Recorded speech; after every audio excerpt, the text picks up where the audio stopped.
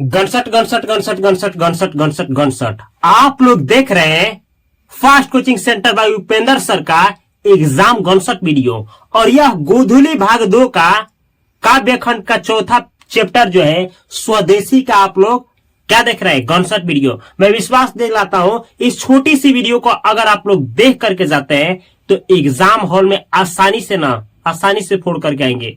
और बहुत सारे लड़के इसलिए फेल हो जाते हैं कि वो फास्ट कोचिंग सेंटर का एग्जाम गनसट वीडियो नहीं देख करके जाते हैं।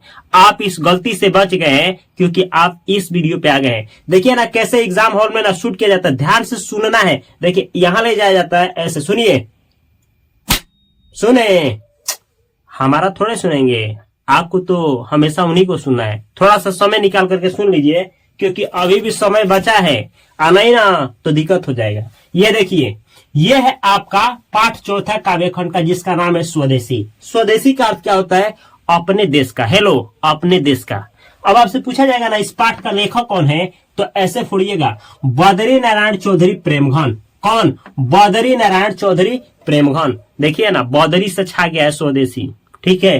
तो ये है स्वदेशी पाठ का लेखक है बद्री नारायण चौधरी प्रेमघन। अब क्वेश्चन आना शुरू हो जाता है, ऐसे पूछा जाएगा स्वदेशी पाठ का लेखक कौन है? बद्री नारायण चौधरी प्रेमघन। दूसरा तरीके से, बद्री नारायण चौधरी प्रेमघन किस पाठ का लेखक है? स्वदेशी। या फिर तीसरा ऐसे भी क्वेश्चन पूछा गया है, प्रेमघन का पूरा नाम क्या है? बद्री नारायण चौधरी प्रेमघन। ये है। अब सुनिए, इसको दो भागों में बांटा जाएगा। एक स्वदेशी पाठ अलग है जहां से क्वेश्चन आएगा, एक लेखक से संबंधित अलग से क्वेश्चन आता है। तो पहले लेखक से संबंधित देख लिया जाए, क्या पूछा जाता है। सबसे पहले पूछा जाएगा कि प्रेमघन का जन्म कब हुआ था। आंसर करिएगा 1855 में। कब करना है? 1855 में। किनका जन्म? प्रेमघन का। पूछा जाएगा कहाँ हुआ था? मिर्जापुर उत्तर प्रदेश। कहाँ? मिर्जापुर उत्तर प्रदेश। नहीं सुन रहे? अरे कान का खोटी निकाल करके सुनिए ना। कहाँ हुआ था? 1855 में हुआ था, लेकिन कहाँ? मिर्जापुर उत्तर प्रदेश में। निधन कब हुआ था? तो 1922 में। हेलो, कहाँ हुआ था? 1922 में। और देखिए कौन सा भाषा जानते थे? तो ना अवधी और ब्रज भाषा। कौन सा भाषा? अवधी और ब्रज भाषा जानते थे। कौन?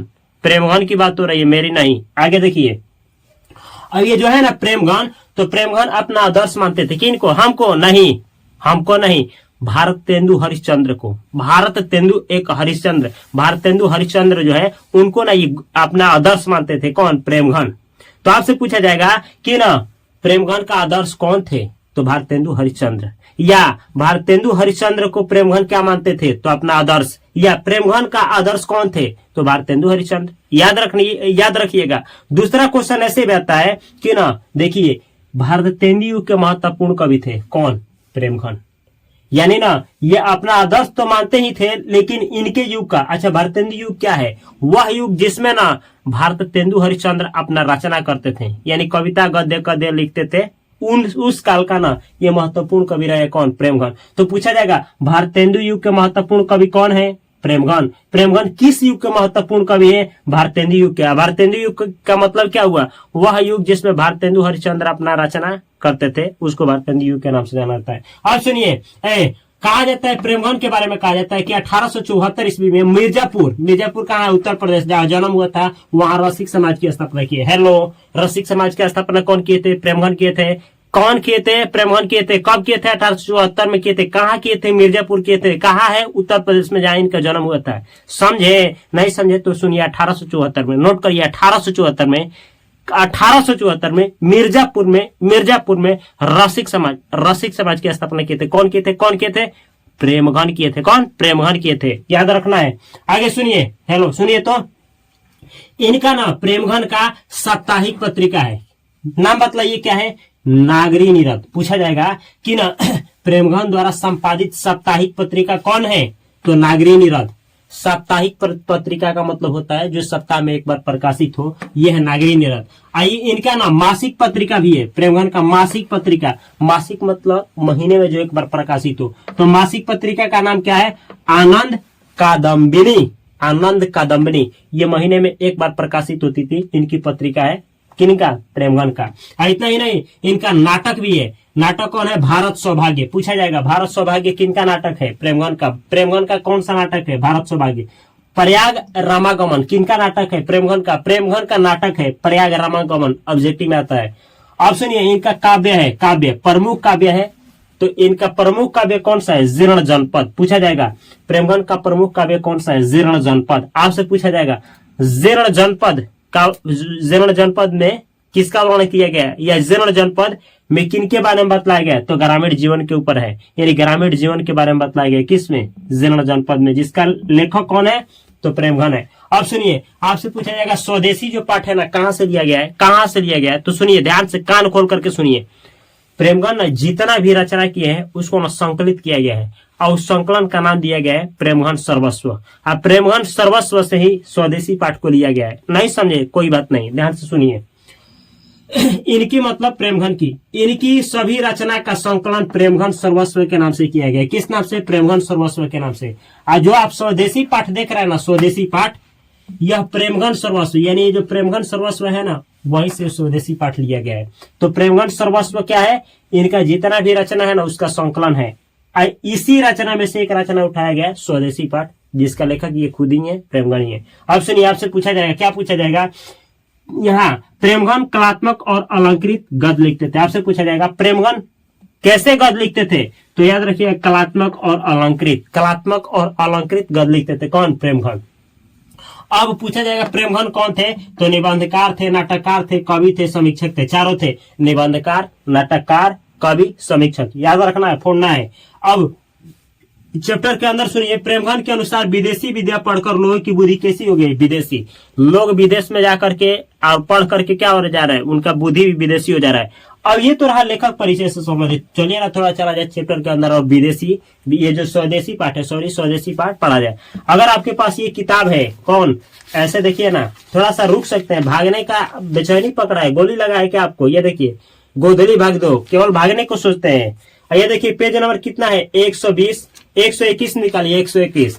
लड़की कीरी काट रही है क्या आपको? ज्यादा काट रही है? 121 देखिए, एग्जाम में भारी पड़ जाएगा। स्वदेशी पाठ है, सुनिए। थोड़ा दवा खा करके आराम से थोड़ा सुनिए बात को, केवल उन्हीं का सुनिएगा, मेरा भी सुना करिए, ठीक है?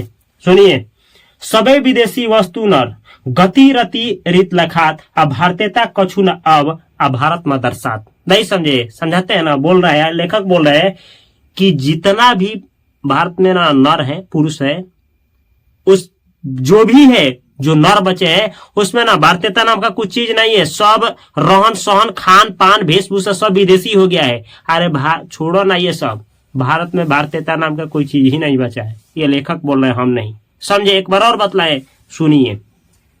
बोल रहे हैं कि सब जो नर है ना, वो विदेशी वस्तु का उपयोग कर रहे हैं। खान पान, रहन सहन, वेशभूषा सब विदेशी हो गया है। अब भारत में भारतीयता नाम का कोई चीज बचा नहीं है। अगला पढ़िए, पढ़िए। नहीं पढ़ेंगे, हम पढ़ रहे हैं, सुनिए। मनुज भारती देखी को सकल नहीं पहचान। अरे छोड़िए ना, भारत के ही आदमी को देख करके आप नहीं सकल पहचान सकते, रखिए भारतीय है। मुसलमान हिंदू किंदो के है ये क्रिस्तान। आप ये देख करके बतला ही नहीं सकते हैं कि ये भारतीय है या ये भारतीय है तो हिंदू है कि मुस्लिम है, क्रिश्चियन है। आप देख करके नहीं बता सकते हैं। समझे? इतना बदल गए हैं यहाँ के लोग। अगला सुनिए, विद्या नहीं पढ़ी विद्या परदेश की, बुद्धि विदेशी पाए, अचाल चलन परदेश की, गई इन्हें अति भाई।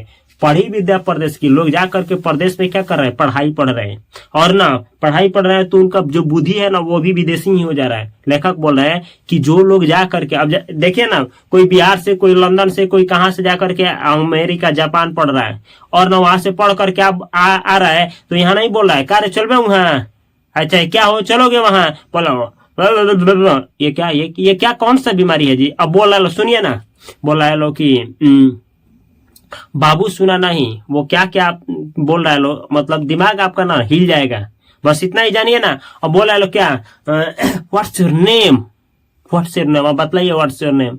अरे पूछो उसको, कॉलर पकड़ करके थोड़ा बात करना चाहिए आप लोगों को, ठीक है? पढ़ी विद्या परदेश की, परदेश का बुद्धि जो है ना, विद्या जो पा रहे हैं लोग परदेश जाकर के, बुद्धि विदेशी हो जा रहा है।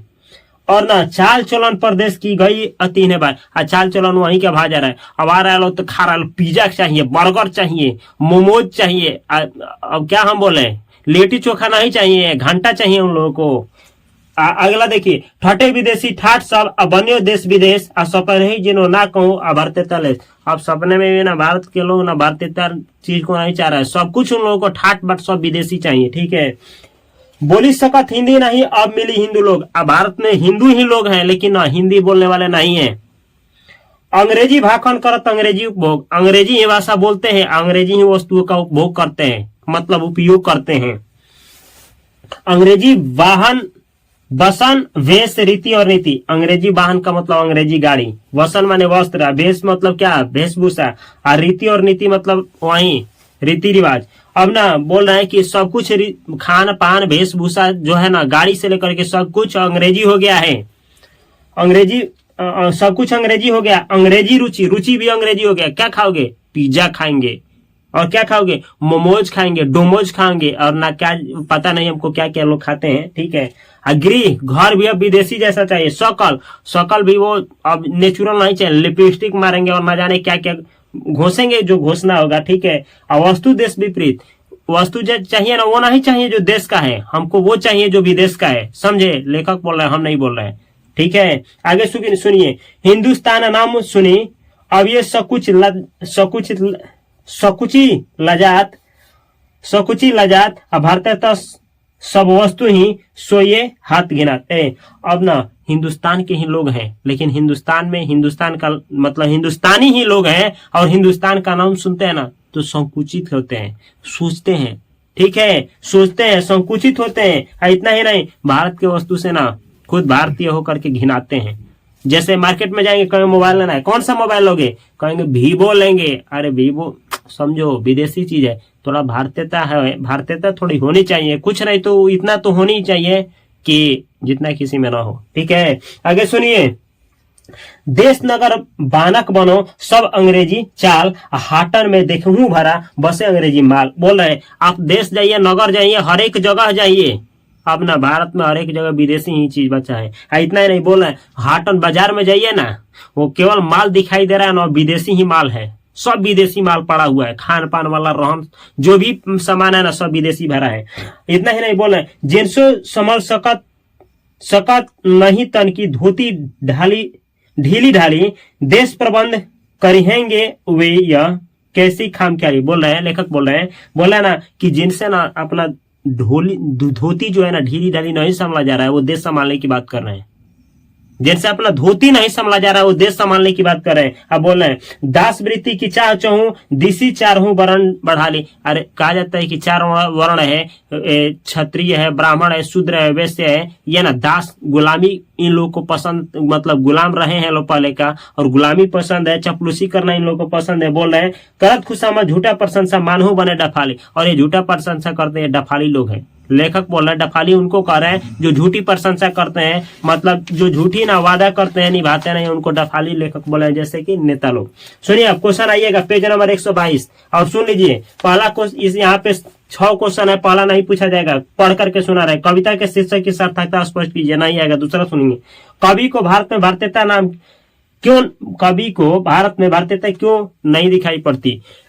कवि को भारत में भारतीयता इसलिए नहीं दिखाई पड़ती कि यहाँ के लोगों का ना चाल चलन, रहन सहन, खान पान, वेशभूषा सब कुछ ना विदेशी हो गया है, बुद्धि भी विदेशी हो गया है। अब तो भारतीयता में भारत नाम का कोई चीज बचा ही नहीं है, समझे? इसीलिए भारत को ना, लेखक को भारत में भारतीयता नहीं दिखाई पड़ती है। सुनिए, कवि समाज की किस वर्ग की आलोचना करता है को क्यों? तो कवि समाज की उस वर्ग की आलोचना करता है जो ना वादा तो कर देते हैं निभाते नहीं। जैसे कौन? तो राजनेता लोग धोती अपना ढीली ढाली नहीं संभाला जाता है, देश संभालने की बात करते हैं। अगला सुनिए ना, कवि नगर बाजार और अर्थव्यवस्था पे टिप्पणी क्यों करता है? इसका आंसर आप लोग करेंगे। ठीक है, नेताओं के बारे में कवि की क्या राय है? नेताओं के बारे में कवि का क्या राय है? तो यही राय है कि ना जो लोग अपने धोती ढीली ढाली नहीं संभाल पाते हैं वो देश संभालने की बात करते हैं। कवि ने डफाली किसे कहा है? कवि ने डफाली किनको कहा? उन लोगों को कहा है जो वादा करते हैं लेकिन निभाते नहीं। क्यों कहा है? कि ये लोग ना झूठी प्रशंसा के लायक है, बस झूठी प्रशंसा के योग्य है, जैसे राजनेता लोग। और ना व्याख्या करे 7 नंबर, मनोज भारती देखी को शकल नहीं पहचान। व्याख्या करना है ऐसे कि प्रस्तुत पंक्ति हमारे पाठ्य पुस्तक गोदली बागदो के काव्य खंड के चौथा पाठ जिसका नाम है स्वदेशी पाठ, जिसके रचनाकार है कौन, बद्रीनारायण चौधरी प्रेमगन। इस वाक्य के द्वारा लेखक कहना चाहता है कि भारत ने भारतीयता नाम का कोई चीज बचा नहीं है। यहाँ तक कि अब भारतीय लोग को देख करके आप ये नहीं बतला सकते कि भारतीय है, समझे। अरे आप तो वही है जो कोई नहीं है। ठीक है, ये हम समझ गए, यही काफी है। अब देखिए ख, अंग्रेजी रुचि गृह सकल वस्तु देश विपरीत। प्रस्तुत पंक्ति हमारे पाठ्य पुस्तक गोदली भाग 2 के काव्य खंड के पाठ स्वदेशी से लिया गया, जिसका रचनाकार बद्रीनारायण चौधरी प्रेमघन है। और इस पंक्ति के द्वारा लेखक कहना चाहते हैं कि अब न भारत के ही लोगों को भारत में रुचि नहीं रहा है, उन लोगों को ना सब जो है रुचि हो गया, खान पान हो गया, कोई वस्तु हो गया, घर हो गया, वो सब कुछ विदेशी चाहिए, समझे। इतना भी लेकर के चले आते हैं ना तो कम से कम यह वीडियो मेरा बनाया हुआ शरारत हो जाएगा। अगर मेरा प्रयास अच्छा लग रहा है ना तो इस वीडियो को अपने दोस्तों के पास और किसी न किसी सोशल मीडिया पे अवश्य इसको शेयर करें, इसका लिंक, और अपने उनके पास न अवश्य शेयर करिएगा। यहाँ पे हिंदी का प्लेलिस्ट, इसको देखिए, और यहाँ पे संस्कृत का प्लेलिस्ट, इसको देखिए, और यहाँ पे है ना इंग्लिश का चैनल सब्सक्राइब कर लीजिए, फाइनेंस का चैनल सब्सक्राइब कर लीजिए, और फेसबुक, इंस्टाग्राम, व्हाट्सएप हर एक जगह पे fast coaching centre by Upendra sir को अवश्य ज्वाइन करिए। मैं मिलता हूँ अगली वीडियो में बेहतर कंटेंट के साथ। तब तक के लिए आप सभी को तहे दिल से नमस्कार। Thanks for watching this video.